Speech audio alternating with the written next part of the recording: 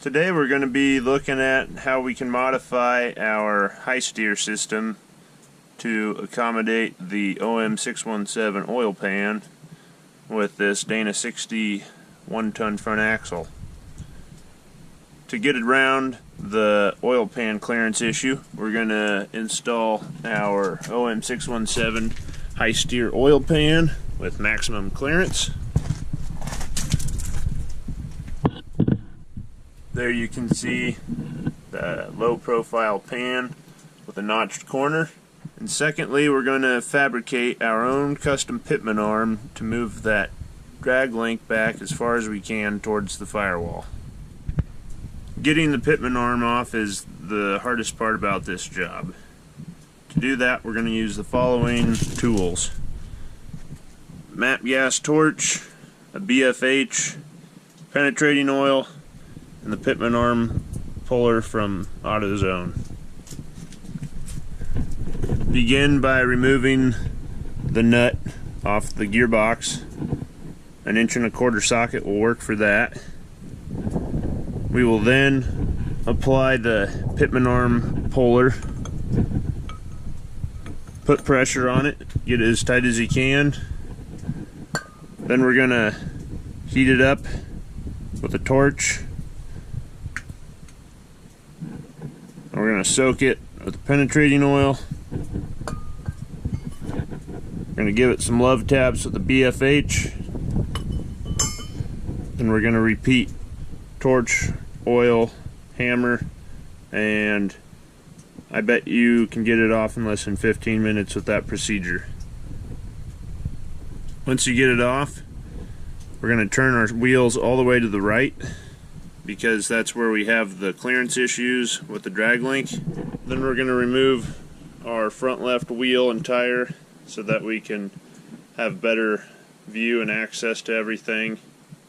And then we'll start mocking up how we're going to create our custom Pitman arm. So now we're getting ready to weld our two Pitman arm pieces together. Now you can see how I've come in here and I've ground out the 60-degree groove between the two pieces.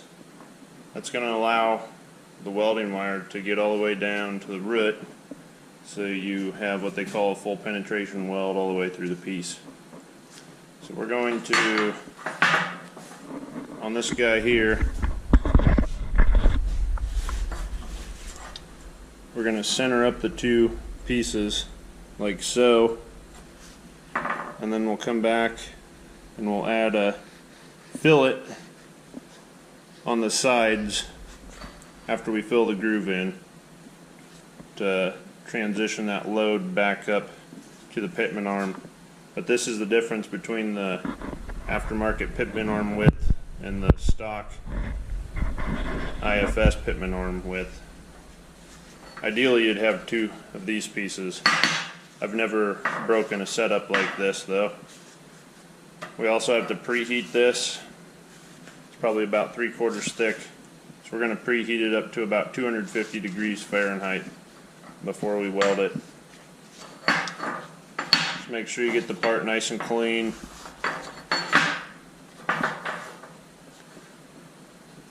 And we're going to make the Pitman arm continue straight, so we're not going to bend it like this or some goofy angle like this. We're going to keep that same line that we had before we cut it. Now we have our full groove weld completed, so we'll actually go and smooth that out with a grinder before we're all said and done. What I've gone ahead and done here is cleaned up our corners or our sides. So now we're going to come in and add in a fillet so that we can transition that load out better. Then on the back side here, you can see the seam where the two pieces butt up, and we're going to take the grinder and grind the groove out there, maybe 3/16 deep, just so that we ensure we do actually have a full penetration weld all the way through. And here's what our groove looks like on the back side. Now that it's welded, we're going to let it slowly cool off at room temperature.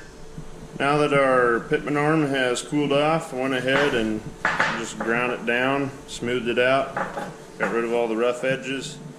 Now with the fillets on there and it all ground out, you can see just how well it transitions instead of just going from narrow to wide all at once and having that big stress riser there. So now we'll go bolt it on, try it out. Now here's a shot of our steering setup fully installed. I highly recommend applying a copious amount of anti-seize to the splined shaft of your gearbox for the Pitman arm. Now we can see the about 2-inch gap approximately that we have between the drag link and the oil pan, and this is steered all the way to the right. So the only other thing we need to be cautious about is the height or the gap between your frame and the Pitman arm. The Pitman arm isn't going to move a whole lot vertically, but the drag link on the other side is attached to this upper steering arm, so we're going to have to make sure we monitor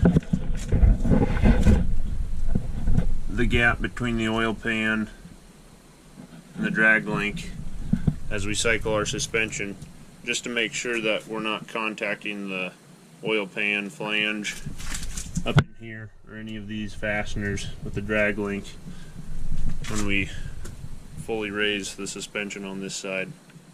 If you do, you can always adjust your bump stops to limit your up travel. And that's all there is to making a custom Pitman arm. So don't be intimidated by the idea, because it's really not that bad.